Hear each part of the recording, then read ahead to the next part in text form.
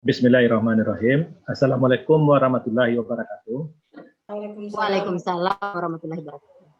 Yang saya hormati, sebelumnya saya mengucapkan terima kasih kepada Pak Halim sebagai moderator yang sudah mempersilahkan saya. Selanjutnya terima kasih kepada Bu Yenti dan Bu Sri. Puji dan syukur mari sama-sama kita panjatkan kepada Allah Subhanahu wa taala yang telah memberikan kita rahmat dan karunia yang sangat banyak sekali sampai sekarang ini. Selanjutnya salawat dan salam tidak bosan-bosannya marilah kita sampaikan kepada Nabi besar kita Nabi Muhammad SAW yang merupakan panutan bagi kita dalam hidup dan kehidupan ini. Bapak dan Ibu-ibu yang saya hormati, ya, materi kita hari ini adalah tentang sosialisasi kerangka dan struktur kurikulum SMKPK. Bapak Ibu yang saya hormati, ya, mengenai SMKPK itu kita sudah sama-sama tahu bahwasanya SMKPK itu merupakan salah satu program prioritas dari Direktorat Jenderal Pendidikan Vokasi. Ya, kita di bawah Direktorat Jenderal Pendidikan Vokasi Kemdikbud pada tahun 2021. Program ini lahir sebagai upaya pengembangan SMK dengan program keahlian tertentu agar mengalami peningkatan kualitas dan kinerja tamatannya. Tentunya pencapaian tersebut harus diperkuat dengan adanya kemitraan dengan budi dan dunia usaha dan dunia industri. Itu Bapak Ibu, kenapa SMKPK itu lahir. Kemudian berkaitan dengan materi kita, itu kerangka dan struktur kurikulum SMKPK. Kalau kita lihat di sini, ya, kerangka kurikulum SMKPK dimulai dari spektrum, ya, daftar bidang program keahlian, konsentrasinya, kemudian masuk pada struktur agak berbeda dengan kurikulum tahun 2013. Ya, ada dua, kelompok umum dan kelompok kejuruan. Kemudian dari struktur yang harus dilakukan adalah membuat capaian pembelajaran, karena deskripsi uraian mata pelajaran. Kemudian yang kita lakukan adalah pembelajaran dan asesmen. Kemudian samping itu tentu ada perangkat pembelajaran, perangkat ajar. Misalnya ada alur ATP, alur tujuan pembelajaran dan modul ajar. Kemudian kalau kita lihat spektrum keahlian SMK, ya, untuk yang lama itu di Perdirjen Dikasmen nomor 6 tahun 2018. Kemudian perubahannya di spektrum keahlian SMK tahun 2021. Di Perdirjen di spektrum yang lama itu ada 9 bidang keahlian. Yang baru SMKPK itu ada 10 bidang keahlian. Kemudian program keahliannya 49 yang lama. Yang baru 50. Untuk yang lama itu namanya ada kompetensi keahlian, ada 146 kompetensi keahlian. Di berbagai spektrum keahlian SMK tahun 2021 itu kompetensi keahlian itu tidak ada lagi. Kemudian ini spektrum keahlian itu, ya, kita lihat saja Pak Ibu, mulai dari teknologi, konstruksi dan properti itu ada 5 program keahliannya. Kemudian teknologi manufaktur dan rekayasa, energi dan pertambangan, ketiga teknologi informasi, kesehatan dan pekerjaan sosial, agribisnis dan agriteknologi. Kemudian yang ketujuh kemaritiman, yang ke-8 bisnis dan manajemen, yang ke-9 pariwisata, yang ke-10 seni dan ekonomi kreatif. Ya. Itu untuk spektrum. Kemudian kita lihat lagi struktur kurikulumnya SMKPK. Struktur kurikulum SMKPK itu ada 2. Ya.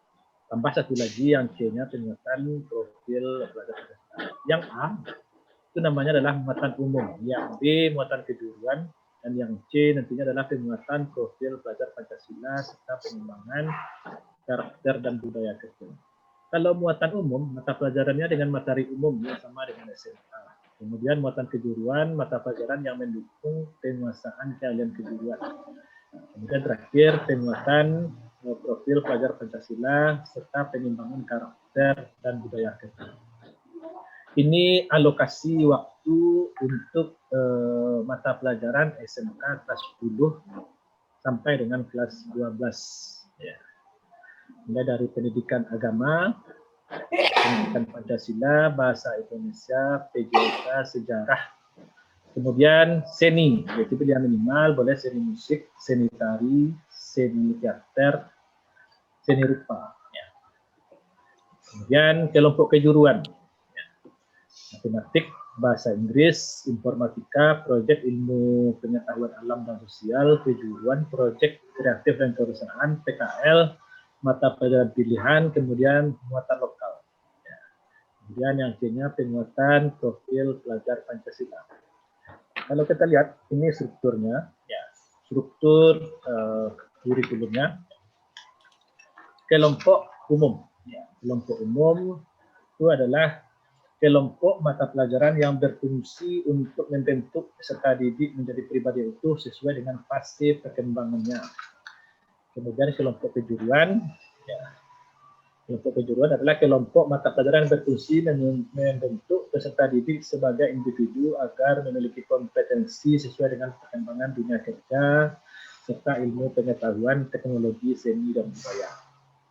Kemudian selanjutnya mata pelajaran kejuruan kelas 10 itu merupakan mata pelajaran dasar-dasar keterampilan. Kemudian mata pelajaran kejuruan yang dipelajari di kelas 11 dan 12 adalah mata pelajaran atau konsentrasi yang berisi kelompok unit-unit kompetensi pada keterampilan. PKK, ya, proyek kreatif dan kerusahaan, merupakan wahana pembelajaran bagi peserta didik untuk mengaktualisasikan dan mengekspresikan kompetensi yang dikuasai pada kegiatan pembuatan produk, pekerjaan, layanan dasar, serta kreatif dan bernilai ekonomis. Kemudian mata pelajaran pilihan merupakan mata pelajaran yang dipilih oleh peserta didik berdasarkan passionnya. Kemudian penguatan profil pelajar Pancasila, pengembangan karakter dan budaya kerja, merupakan wahana kegiatan yang wajib diikuti oleh peserta didik di luar kegiatan intrakurikuler. Dilaksanakan dalam bentuk blok-blok kegiatan secara periodik terintegrasi berdasarkan tema-tema profil pelajar Pancasila serta pengembangan karakter dan budaya kerja. Itu untuk ya, ini dia. Kita lihat di sini. Kemudian selanjutnya di dalam yang saya sampaikan tadi itu ada nama mata pelajarannya adalah penguatan profil pelajar Pancasila serta pengembangan karakter dan budaya kerja. Ada 6 dimensi. Nah, jadi kita harus paham dulu apa itu definisi profil pelajar Pancasila tersebut. Jadi profil pelajar Pancasila itu adalah profil lulusan yang bertujuan menunjukkan karakter dan kompetensi yang diharapkan diraih dan menguatkan nilai-nilai Pancasila, peserta didik dan para pemangku kepentingan. Ada 6 dimensi di sana. Mulai dari beriman bertakwa kepada Tuhan Yang Maha Esa dan berakhlak mulia. Kemudian berkebinekaan global, bergotong royong, kreatif, bernalar kritis dan mandiri. Ya. Mungkin itu saja yang dapat saya sampaikan untuk materi sosialisasi kerangka struktur kurikulum. Terima kasih.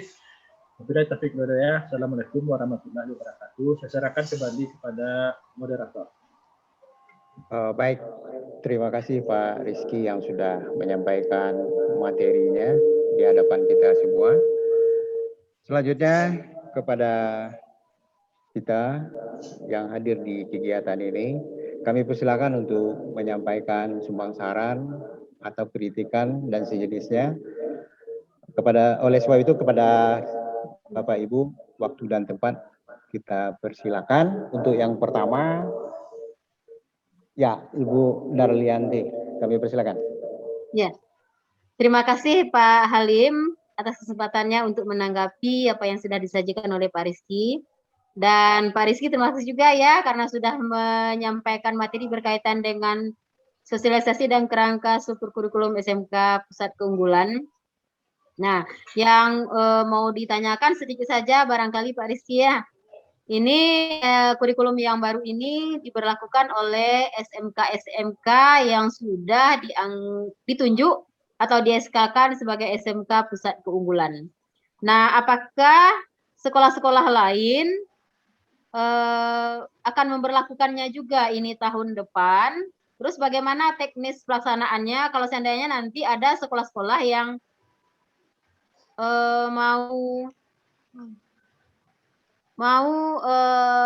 mau mendapatkan materi, bolehkah kita share materinya, Pak? Demikian pertanyaannya. Pak Lim. Ya. Oh, baik. Masuk Pak Lim. Ya.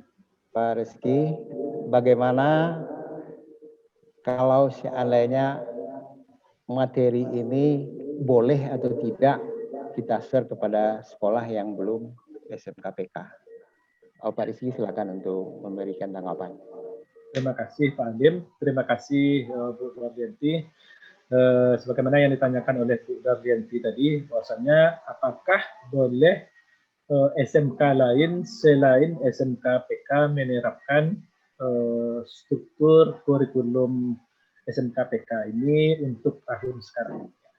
Jadi sebagaimana yang sudah disampaikan oleh Pak Ikan, bahwasanya yang boleh melaksanakan kurikulum SMKPK ini adalah sekolah yang sudah lolos seleksi sebagai SMKPK, sebagai SMK Pusat Keunggulan.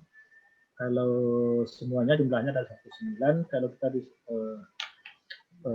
kemudian apakah boleh di-share? Ya. Ini pertanyaan yang cukup bagus sekali Bu Yenti. Ya. Sebenarnya boleh-boleh saja kita share. Ya. Jadi untuk tambahan informasi bagi sekolah-sekolah lain yang tidak SMKPK. Karena apa?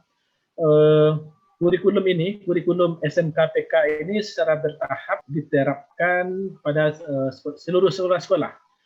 Untuk yang tahun ini khusus kepada SMKPK. Mudah-mudahan SMK lain yang tidak SMKPK itu akan diberi kebijaksanaan untuk bisa menerapkan kurikulum SMKPK. Terima kasih Bu Darlianti. Iya, terima kasih Pak Rizky. Oke, baik, terima kasih. Selanjutnya untuk termen 2 barangkali dari penanggapan yang lain Ibu Sri barangkali, silakan Bu. Ya Pak, saya mau nanya nih, kan ada program baru yang sebetulnya sekolah-sekolah sudah menjalankan sih gitu ya, hanya mungkin istilah saja yang masih baru, yaitu profil pelajar Pancasila. Nah, profil pelajar Pancasila ini nanti kalau diterapkan di pembelajaran itu bagaimana Pak gitu? Apakah harus ada khusus atau diintegrasikan dengan mata pelajaran yang bersangkutan? Itu saja Pak, terima kasih. Baik. Terima kasih. Baik Pak Rizky, yang pertanyaannya bagaimana penerapan profil pelajar Pancasila, apakah itu diintegrasikan atau pakai waktu khusus? Barangkali itu yang ditanyakan oleh Ibu Sri. Ya. Nah, untuk itu kepada Pak Rizky, kami silakan untuk memberi tanggapan. Ya, terima kasih Bu Sri.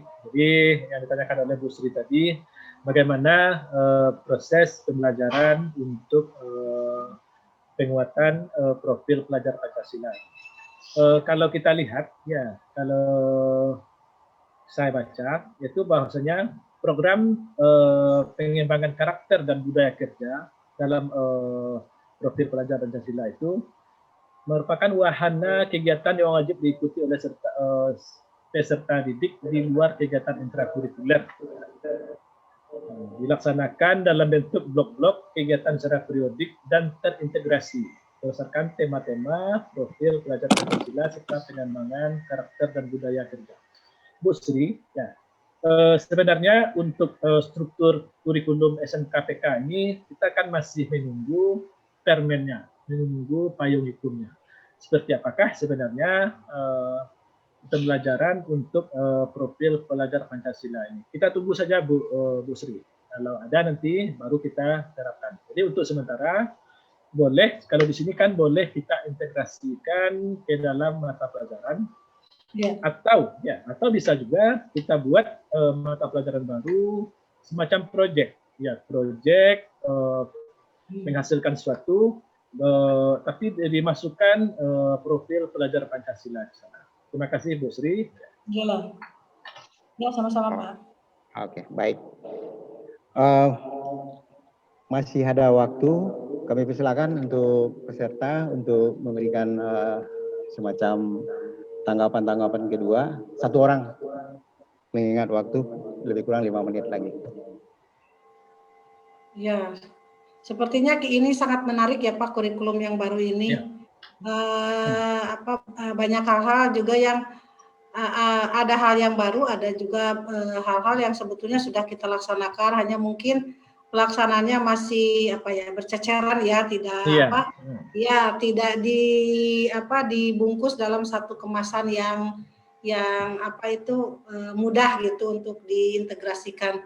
Nah, jadi barangkali kita ini nanti kalau sosialisasi kepada guru juga harus, yang pertama harus kita lakukan adalah mengubah mindset mereka gitu ya, supaya mereka mau mengikuti apa-apa yang akan kita sampaikan nanti yang terdapat dalam kurikulum ini, supaya semuanya bisa saling mendukung untuk menyukseskan program kurikulum yang baru ini. Itu barangkali ya Pak, itu hanya ini saja, pernyataan saja. Ya. Terima kasih. Ya, terima kasih Bu Sri. Ya. Ada Ibu Darlianti untuk menambahkan? Rasanya cukup Pak. Cukup ya. Baik, dari apa yang sudah disampaikan oleh Saudara Asnul Rizky, barangkali di sini bisa kita ambil semacam garis besar dari apa yang sudah disampaikan, yang bahasanya spektrum keahlian ada perubahan dari 49 menjadi 50.